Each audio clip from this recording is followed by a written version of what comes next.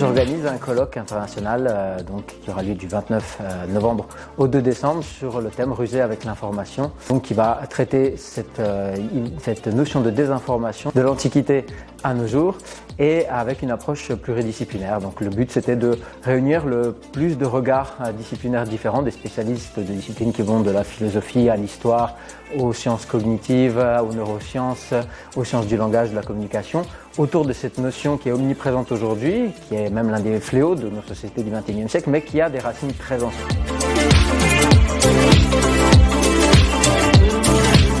Désinformation et les fake news, toute une série de termes qu'on a, les théories du complot, de concepts qui gravitent autour de cette thématique sont des termes très poreux dans le sens où ils ont des significations qui peuvent vraiment varier en fonction des contextes et des points de vue. Donc c'est très difficile à définir.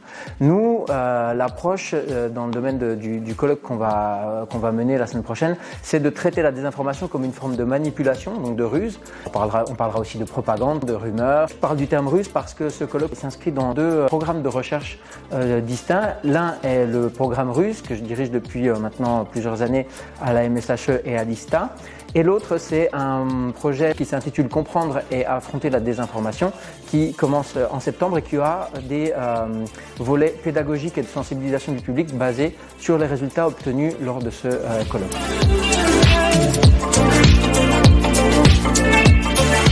La première que j'ai trouvée date de 1800 avant Jésus-Christ, au temps de l'Égypte ancienne, du pharaon Akhenaton, qui a été victime d'une possible désinformation. Un des rois, le roi de la ville de Byblos, dont il était lui le souverain, était attaqué et demandait des renforts de troupes à son pharaon, mais avait été lancée la rumeur selon laquelle à Byblos, dans la ville, était répandue la peste, faisait des dégâts. Donc ça pouvait être soit une fake news lancée par les ennemis pour que le pharaon n'envoie pas de troupes, parce que s'il envoyait des troupes, ils risquaient tous d'être contaminés par la peste, soit, et c'était la version du roi de Byblos qui écrivait « N'écoutez pas cette fake news, il n'y a pas de peste chez nous, envoyez-nous des renforts ». Donc on ne sait pas laquelle des deux était la vraie, mais en tout cas, une des deux était une fake news, et c'est un exemple très ancien, et on en a, comme je le disais, des déclinaisons à toutes les époques et dans de nombreux domaines différents, de la guerre à la politique, ensuite aux médias, à la publicité.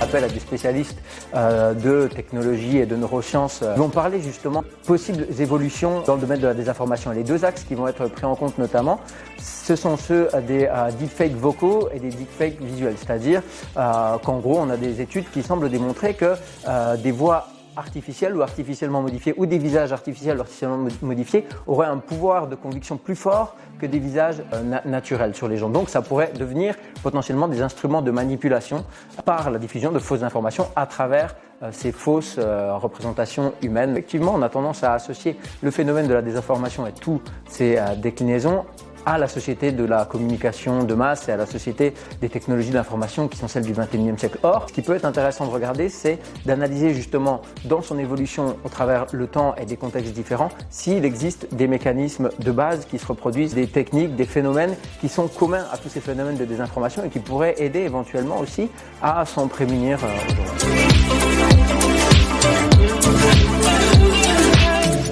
Premièrement, être conscient que il y a cette désinformation, qu'elle est présente, omniprésente et qu'il y a des tentatives de manipulation. Donc déjà, ça c'est une première attitude à adopter et ensuite se renseigner sur les sources d'où proviennent les informations. Et pour ça, il y a pas mal d'outils qui existent en ligne de fact-checking ou de debunking qui permettent de vérifier la crédibilité d'une information et au moins d'avoir une première arme de défense face à ces manipulations qui sont omniprésentes. Le but, c'est d'utiliser des résultats qu'on aura obtenus au niveau scientifique ici dans ce colloque pour nourrir des opérations de pédagogie, donc dans les collèges et les lycées et aussi à l'université par le biais de cours transversaux de sensibilisation à l'esprit critique, l'information, etc.